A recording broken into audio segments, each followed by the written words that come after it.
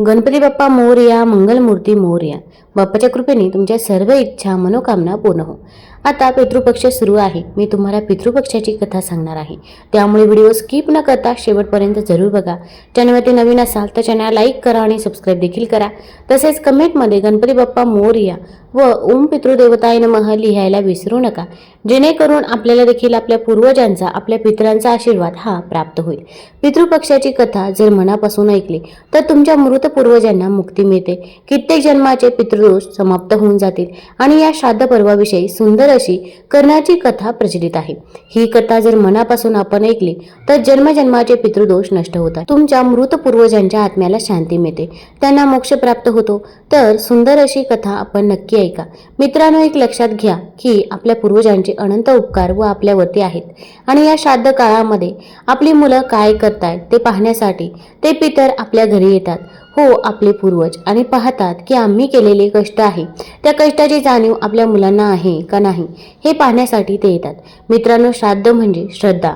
हो, तुमची जर श्रद्धा असेल आणि श्रद्धेने तुम्ही तुमच्या पितरांना जर जेवू घातलं, अन्नाचा ठेवलेला घास तुमच्या पूर्वजांपर्यंत नक्की हा पोहोचत असतो. सुंदर अशी कथा आहे ही, आपण नक्की ऐका आणि पहा. याच कथेनुसार कर्णाच्या मृत्यूनंतर त्याचा आत्मा स्वर्गामध्ये पोहोचला आणि त्यावेळी भोजनाची वेळ झालेली होती आणि त्यावेळी भोजनाच्या ताटामध्ये इंद्रदेवांनी सोनं दिलं. ताट बी सोन्याचं होतं आणि अन्न बी सोन्याचंच होतं. कर्णाच्या आत्म्यानं पाहिलं. त्या आत्म्याला समजतच नव्हतं की हे कसं झालं.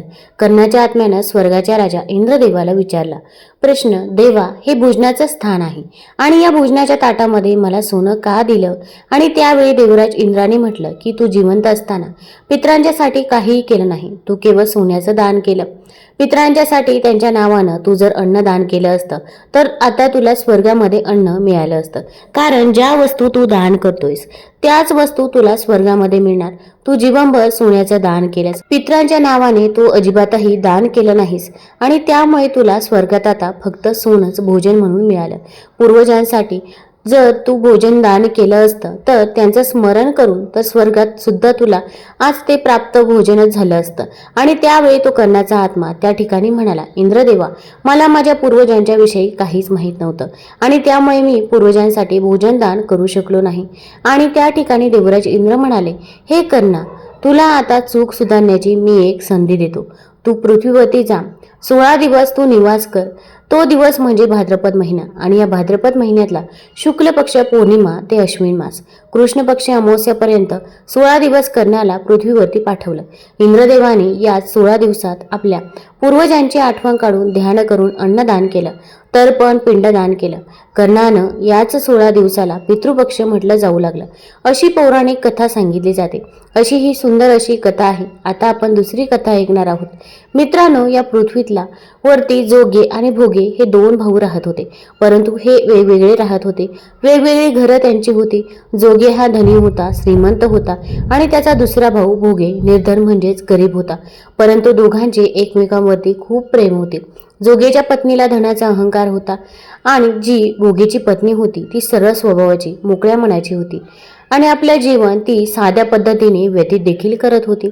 आता जवळ पितृपक्ष आला होता, भाद्रपद महिना आला आणि त्या ठिकाणी जोगेच्या पत्नीने आपल्या पतीला सांगितलं श्राद्ध करावं लागेल आपल्या सासऱ्याचं, पूर्वजांचं.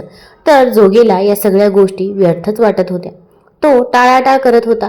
परंतु जोगीची पत्नी त्या ठिकाणी म्हणाली, अहो, आपण जर श्राद्ध नाही घातलं तर आपल्याला लोक नावं ठेवतील. परंतु ही जोगीची पत्नी फार चालाक होती.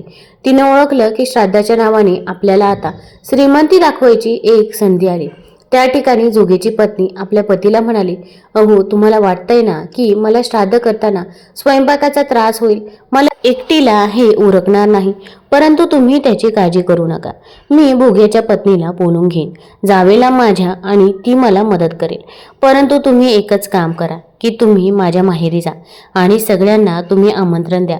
आम्ही इकडे तयारी करतो. जोगे आपल्या सासरवाडीला निघून गेला आमंत्रण सांगण्यासाठी आणि इकडे जोगीच्या पत्नी आपल्या जावेला म्हणजेच भोगेच्या बायकोला बोलून घेत आणि सुंदर अशी स्वयंपाकाची तयारी केली. अनेक पदार्थ तयार केले, घरामध्ये केले. त्या भोगेच्या पत्नीने सुद्धा इमानदारीने मदत केली. गरीब होती, सगळा स्वयंपाक तयार झाला, परंतु आपल्या जावेला ती थांब अशी म्हटली नाही की जेवून जा.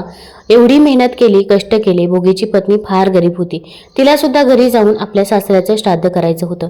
ती घरी निघून गेली. आता निघून गेल्यानंतर घरी बघा काही नाही. भोगेच्या पत्नीच्या घरी फार गरिबी, धनधान्य काही नव्हतं, खायलाच नव्हतं तर करायचं कुठून. आणि तिने फक्त घरामध्ये आपली आग पेटवली, काही केलं नाही. दुपारची वेळ झालेली होती आणि हे पितर या पृथ्वी तलावरती आले. आता आल्यानंतर प्रथम मोठ्याच्याच घरी जात होते. पितर पक्षात लक्षात ठेवा, जोगे हा मोठा होता. जोगेच्या घरी पितर गेले. जोगेच्या घरी पितर गेल्यानंतर पाहतात तर काय, जोगेच्या सासरवाडीची मंडळी सगळी पंक्तीच्या पंक्ती जेवायला बसल्यात. जोगेच्या घरी पितराला काही ठेवलेलं नव्हतं, म्हणजे त्या ठिकाणी तर्पण पिंडदान काहीही केलेलं नव्हतं. अगदी मौज मजेत ही सगळी मंडळी खात होती. जोगीची पितर त्या ठिकाणी नाराज झाली, त्यांना काहीच ठेवलं नव्हतं ना. मग ती भोगीच्या घरी गेली, आपल्या दुसऱ्या मुलाच्या घरी गेली. दुसऱ्या मुलाच्या घरी गेल्यानंतर त्या ठिकाणी फक्त आग पेटवली होती. ती होती फक्त राख, काहीच नव्हतं. त्या पितरांनी अक्षरशः ती राख चाटली. आपल्या जिभेने पितर निघून नदीच्या काठाला गेले. नदीच्या काठाला गेल्यानंतर सगळे पितर त्या ठिकाणी गोळा झालेले. सगळे पितर आपापल्या घरची परिस्थिती सांगत होते की माझ्या मुलाने मला हे खायला बनवलं.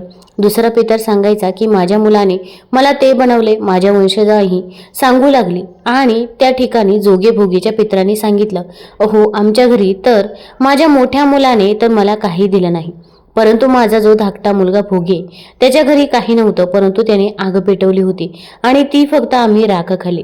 हे पितर सांगू लागले, भोगेच्या घरी जर अन्नधान्य असतं तर नक्की त्याने आम्हाला काहीतरी चांगला स्वयंपाक आमच्यासाठी केला असता. आणि ही पितर जी होती तर ती नाचू लागली जोरात आणि नाचून ती म्हणू लागली की भोगेचं घर धनधान्यानं भरून जावं, भोगेचं घर धनधान्यानं भरून जावं. आता इकडे भोग्याच्या घरची जी मुलं होती तर ती छोटी छोटी मुलं भुकेनं व्याकुळ झाली होती. खायला घरी काही नव्हतं. आम्हाला भूक लागली आई, असे ती म्हणत होती. आम्हाला भूक लागली आई. आईनं त्या ठिकाणी त्यांना शांत करण्यास सांगितलं. बाळांनो बाहेर जा, अंगणामध्ये एक कुंडी ठेवली आणि त्या कुंडीमध्ये तुम्हाला खायला तुम्ही वाटून खा. आता भोगीची मुलं गेली. लहान मुलं आईने सांगितल्याप्रमाणे कुंडी उघडली. अक्षरशः त्या कुंडीमध्ये धन भरलेलं होतं, सोनं भरलेलं होतं, माणिक मोती सगळं भरलेलं. ती कुंडीच भरलेली चकचक करत होती. भोगीची लहान मुलं घरात जाऊन सांगू लागली आपल्या आईला, आई आई कुंडीत तर खायला नाही परंतु सोनं नाणं भरलेलं. भोगीची पत्नी त्या ठिकाणी आली आणि पाहिलं हा सगळा चमत्कार. पाहिला मित्रांनो, हा सगळा चमत्कार होता पितरांचा. भोगीच्या पत्नीला या ठिकाणी गर्व नाही आला. लक्षात घ्या, संपत्तीचा गर्व नाही आला. वर्ष निघून गेली आनंदात आणि पुढल्या वर्षी परत हा पितरांचा महिना आला. पितरांचा महिना आल्यानंतर भोगीच्या पत्नीने 56 प्रकारचे भोग त्या ठिकाणी बनवले. आपल्या सासऱ्यांना पूर्वजांना 56 प्रकारचे भोग ब्राह्मण मंडळींना त्या ठिकाणी बोलवलं. तर्पण पिंडदान केलं. अगदी मनापासून ब्राह्मणांना दान दिलं, गरिबांना दान दिलं. त्या ठिकाणी भोगीच्या पत्नीनं आणि पित्र अगदी खुश झाली होती.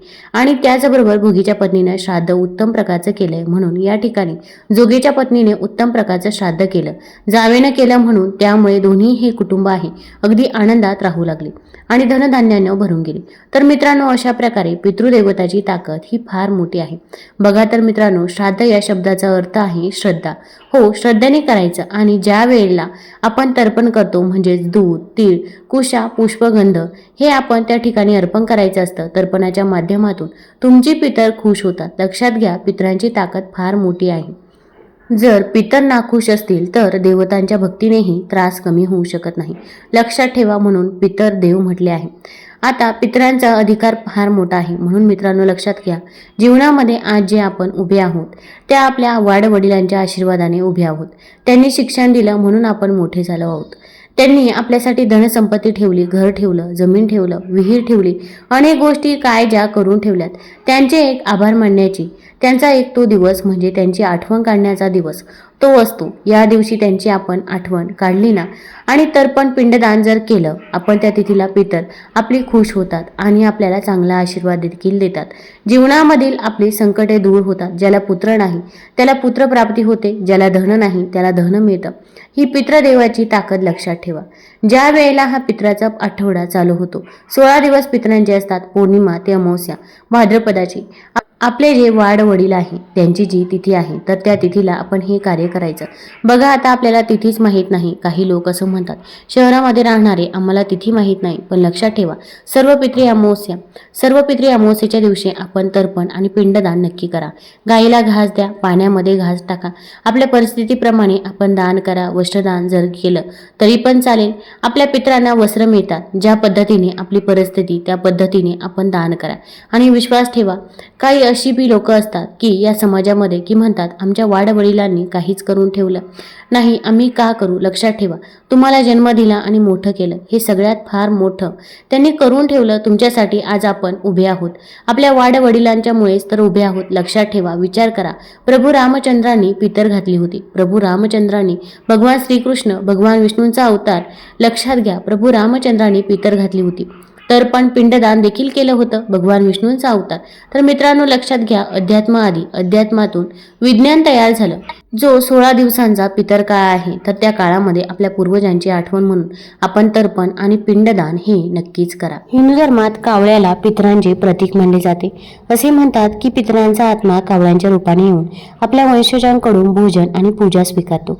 कावळा न थकता लांबचा प्रवास करू शकतो, त्यामुळे आत्मा त्याच्या रूपात सहज एका ठिकाणाहून दुसरीकडे जाऊ शकतो. याच कारणामुळे पितृपक्षात कावळ्यांना भोजन दिले जाते. धार्मिक श्रद्धेनुसार माणसाच्या मृत्यूनंतर त्याचा जन्म कावळ्याच्या योनीत होतो अशी देखील मान्यता आहे. पुराण कथेनुसार इंद्राचा पुत्र जयंत याने सर्वप्रथम कावळ्याचे रूप धारण केले होते. या कावळ्याने वनवासात असणाऱ्या सीतेला जखमी केले.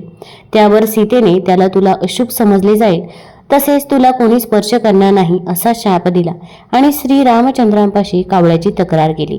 श्रीरामचंद्रांनी जवळच पडलेली दर्भाची काडी फेकून कावळ्याला मारली. त्या काडीने कावळ्याच्या एका डोळ्याचा वेध घेतला. तेव्हापासून त्याला एकाक्ष देखील नाव पडले. त्यानंतर जयंताने आपण केलेल्या कृत्याबाबत श्रीरामाची माफी मागितली. तेव्हा श्रीरामाने त्याला उशाप दिला. मनुष्य मृत झाल्यानंतर त्याच्या पिंडाला तू स्पर्श केल्याखेरीज त्याचा आत्मा मुक्त होणार नाही. याच वेळी ही दर्भाची काडी देखील महत्वाचे कार्य करेल. तेव्हापासून कावळ्याला पितरांचा दूत मानले गेले आहे. तसेच कावळ्याला भविष्यातील घटनांचा आभास होतो असे म्हणतात. म्हणून तर सकाळी कावळा ओरडला की कोणी पाहुणे येणार आहे असे देखील म्हणतात. पितृपक्षात कावळ्यांसोबत गाय कुत्रा यांनाही भोजन दिले जाते. गायीला भोजन दिल्यामुळे पितरांचे आशीर्वाद मिळतात, तसेच घरात सुख समृद्धी टिकून राहते. कुत्र्याला भोजन दिले तर पितरांच्या आत्म्यात शांती मिळते असेही म्हणतात. एके दिवशी अगस्त्य ऋषींच्या आश्रमात बंधू लक्ष्मणासोबत श्रीराम गेले असता ऋषींनी त्यांची योग्य प्रकारे आदर सत्कार केला आणि नवरत्नाचे कंकण रामास अर्पण केले. तेव्हा राम म्हणाला, मुनिवर्य, वास्तविक मी तुम्हाला काहीतरी अर्पण केले पाहिजे, त्याऐवजी तुम्हीच मला देत आहात. त्यावर ऋषी म्हणाले, आम्हा तापसी जणांना हे रत्नकंकण काय कामाचे? तू विष्णूंचा अवतार असून राजा आहेस, तेव्हा हे कंकण तुझ्या हातातच शोभून दिसेल. ऋषींचे हे वाक्य ऐकताच हे कंकण तुम्हाला कसे प्राप्त झाले असा श्रीरामाने प्रश्न केला. तेव्हा ते म्हणाले, रामा, या माझ्या आश्रमापासून काही अंतरावर एक सरोवर आहे. तेथे मी त्रिकाल स्नानार्थ जात असतो. एके दिवशी स्नान करत असता एकाएकी आकाशात घंटानाद होऊ लागला. मी वर पाहिले, तो एक विमान पृथ्वीवर येत असल्याचे मला दिसले. पाहता पाहता ते विमान सरोवराजवळ येऊन थांबले. थोड्या वेळाने त्यातून एक दिव्य पुरुष बाहेर पडला. त्या पुरुषाने सरोवरात स्नान केले व सरोवरापासून काही अंतरावर एक प्रेत पडले होते. त्या प्रेताजवळ तो गेला. त्याने थोडा वेळ प्रेताकडे पाहिले आणि ते पायापासून मस्तकापर्यंत खाऊन टाकले. मग तो विमानात बसून निघून गेला. तो प्रकार पाहून मी आश्चर्यचकित झालो. दुसरे दिवशी पण त्या दिव्य पुरुषाकडून तीच कृती घडत असताना पाहिली. हा प्रकार काय आहे ते समजून घेण्यासाठी मी मुद्दाम त्यांना गाठले व त्यांची विचारपूस केली. ते दिव्य पुरुष म्हणाले, मी स्वर्गभुवनात राहतो, पण तिथे खाण्यासाठी मला काहीही मिळत नाही, म्हणून मृत्यूलोकी येऊन क्षुधा शांतीसाठी मी प्रेतभक्षण करतो. हे ऐकून मला नवल वाटले. मी विचारले, स्वर्गामध्ये राहणाऱ्या लोकांना तर अमृत सेवन करायला मिळते असे ऐकले आहे. अमृत सेवन केले की कित्येक दिवस भूक लागत नाही. दिव्य पुरुष म्हणाला, तुम्ही म्हणता ते सत्य आहे, पण अमृत मिळवण्यासाठी लागणारे पुण्य माझ्याजवळ नाही. मी पूर्वी वैदर्भ देशाचा राजा होतो. प्रजेचा पुत्रवत सांभाळ करत होतो. कोणाशी कधीच वाईट वागलो नाही. मात्र माझ्या हातून जिवंतपणे दीनदुबळ्यांना किंवा अतिथींना गरजवंतांना अन्नदान झाले नाही. माझे जीवन मी असेच व्यतीत केले. प्रजेचे प्रेम आणि माझी सर्वांची असलेली वागणूक पाहून चित्रगुप्ताने यमसदनातून मला स्वर्गात पाठवले. तिथे मला दिव्य शरीर प्राप्त झाले. मात्र जेव्हा भूक लागली तेव्हा खाण्यासाठी काही मिळाले नाही. याचे कारण विचारले असता चित्रगुप्त म्हणाले, पूर्वी तू अन्नदान केले असते तर तुला इथे भोजन मिळाले असते, तेव्हा तू ते केलं नाहीस. स्वतःच्या पोटापाण्याचा विचार केलास. आता पुढेही स्वतःच्या भोजनाची व्यवस्था स्वतःच कर. त्यावेळी त्यांनीच मला मृत्यूलोकी येऊन प्रेतभक्षण करण्याचा पर्याय सुचवला. दिव्य पुरुषाची दयनीय अवस्था पाहून अगस्त्य ऋषींनी आपल्या वाटणीचे अन्नदान, थोडे पुण्य दिव्य पुरुषाला दान दिले. त्याबद्दल कृतज्ञता म्हणून दिव्य पुरुषाने नवरत्नाचे कंकण दिले. त्या दिव्य पुरुषाचे स्मरण राहावे आणि त्याच्याकडून झालेली चूक आपल्याकडून घडू नये म्हणून अगस्त्य ऋषींनी ते कंकण श्रीरामांना भेट दिली. आपण आयुष्यभर फक्त घ्यायला शिकलो, परंतु देण्याची सवय आपल्या हाताला नाही. ती जाणीवपूर्वक लावून घेतली पाहिजे. दानाची सवय नुसती लावून उपयोगच नाही, ते सत्पात्री झाले पाहिजे तरच उपयोग. म्हणून संत गाडगे बाबा सांगत असतात, भुकेलेल्यांना अन्न, तहानलेल्यास पाणी, उघड्या नागड्यांना वस्त्र, बेघरांना आसरा, बेकारांना रोजगार, दुःखी आणि नैराश्यग्रस्तांना नेहमी तुम्ही हिंमत द्या. तुमचं देखील भलं होईल. पितर पंधरवाडा पद्धतीनुसार तिथीनुसार तर्पण करण्याचा नियम आहे. चुकून किंवा तिथी न कळल्यास अमावस्या तिथीला नैवेद्य दाखवता येईल. तर्पण श्राद्धाशी संबंधित घटना महाभारताच्या 13व्या अध्यायात आहे. कथा अशी की जरत्कारु ऋषी ब्रह्मचारी जीवन जगत असताना जंगलात तपश्चर्या करत होते. एके दिवशी संध्याकाळी ऋषी जंगलात फिरत असताना त्यांनी काही पूर्वजांना झाडावर उलटे लटकलेलं पाहिले. तेव्हा ऋषींनी त्या पितरांकडे जाऊन विचारले, तुम्ही कोण आहात आणि असे उलटे का लटकत आहात? तुम्हा सर्वांना मुक्त करण्याचा उपाय काय, याचे कारण सांगा. तेव्हा पूर्वजांनी सांगितले की आमच्या कुटुंबातील वंश संपल्यामुळे पितृपक्षात आम्हाला सर्वांना तर्पण, श्राद्ध, पिंडदान देऊ शकेल असा कोणीही उरला नाही, जेणेकरून आम्हाला मोक्ष मिळेल. पूर्वजांनी ऋषींना सांगितले की आमच्या कुटुंबात एक व्यक्ती शिल्लक आहे, ज्याचे नाव जरत्कारु आहे आणि तो देखील ब्रह्मचारी जीवन जगत आहे. हे ऐकून जरत्कारु ऋषींना खूप वाईट वाटले आणि ते म्हणाले की तो दुर्दैवी जरत्कारु ऋषी मीच आहे. हे ऐकून सर्व पूर्वज आनंदी झाले आणि म्हणाले की तुला भेटणे हे मोठे भाग्य आहे. आम्हाला सर्वांना मोक्ष आणि तृप्ती मिळवून द्यायची असेल तर लवकरात लवकर लग्न करून आपल्या कुटुंबात वंशवृद्धी कर आणि पितृपक्षाच्या दिवशी मृत पितरांच्या नावाने श्राद्ध, पिंडदान आणि तर्पण कर, जेणेकरून प्रत्येकाला मोक्ष मिळू शकेल. तुम्हाला जर या कथा आवडल्या असतील तर चॅनल लाईक करा, सबस्क्राईब करा आणि आपल्या मित्रपरिवारासोबत जरूर शेअर करा. धन्यवाद.